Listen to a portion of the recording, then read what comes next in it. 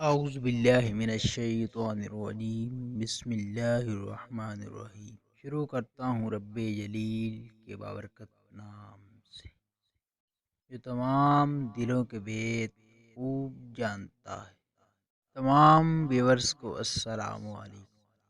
ناظرین محترم، آج ہم آپ کو لے کر چلتے ہیں اسلام آباد کے مشہور و معروف گولڑا شریف کے اسٹیشن کے عجائب گھر کی طرف۔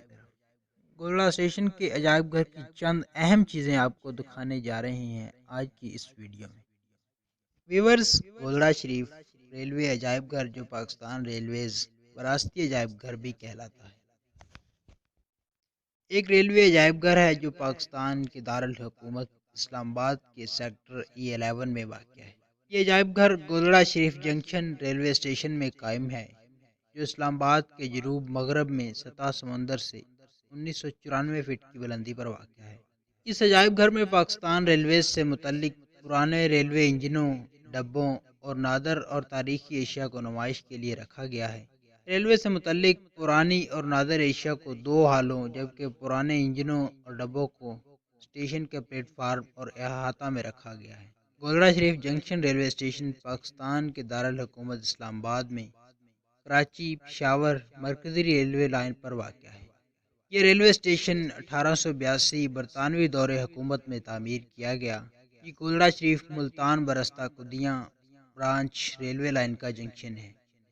یہ ریلوے اسٹیشن ریلوے عجائب گھر قائم ہونے کے بعد مزید اہمیت اختیار کر گیا ہے۔